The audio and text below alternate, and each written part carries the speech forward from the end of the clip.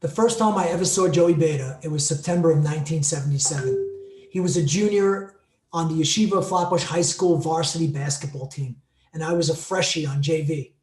It was just before practice, and he jumped up and held onto the net with both hands. And I thought to myself, wow, what a cool guy. I imagined myself being friends with him one day, but I didn't expect it.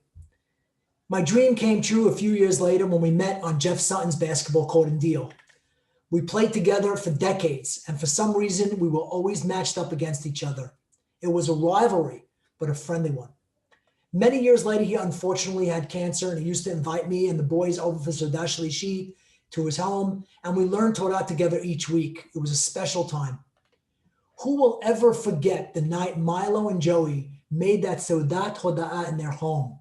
He was feeling a lot better, and he wanted to thank God publicly for his health. With pin drop silence in the room, Joey sang the Nishmat Kol Chai prayer with all his heart.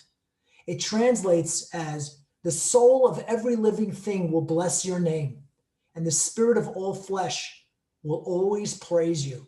And then it continues and says, if our mouth was as full as the song as the ocean, and our tongue as full of joyous song as its multitude of waves, and our lips as full of praise as the breath of the heavens, and our eyes as brilliant as the sun and the moon, and our hands as outspread as the eagles of the sky, and our feet as swift as a deer, we still could not thank you enough. Joey knew that Nishmat is the ultimate praise of God, and you could tell he knew exactly what the words meant as he sang it. There wasn't a dry eye in the house, and every Shabbat morning, when I say Nishmat, I think of Joey Beyda, Alav HaShalom, and that amazing, inspirational night. Later on, when he wasn't feeling well, he called me over to come over to his house. We sat on the couch in his den. Jackie, he said, I want to do something that lives on, something that has legs. We talked about a weekly Parashah email, but then we decided on a monthly email reminder for the community to say Bekat Levana. So I called Errol Duche to do the technical work, and I called Victor Beebe, my friend, to do the monthly planning, and the rest is history. More than 500 people are getting the email reminders every month, and all these berachot are set in his memory. Over the last 10 years, we have sent out over 60,000 emails in Joey's memory.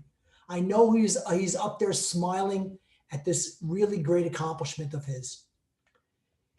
The Purim before Joey passed away, he was extremely weak. With all the strength he could muster, he asked Milo to drive him to my house and deliver a mishloach manot to me. He called me from the car to come out. He couldn't get out of the car. And I was so touched by this act of kindness and friendship.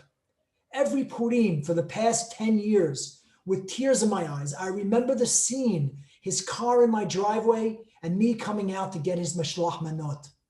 I have to tell you, that year, 2011, was a very rough year for me personally. My father was dying. My business was imploding. Joey knew what I was going through and made it his business to show me how much he cared about me, and I will never forget that.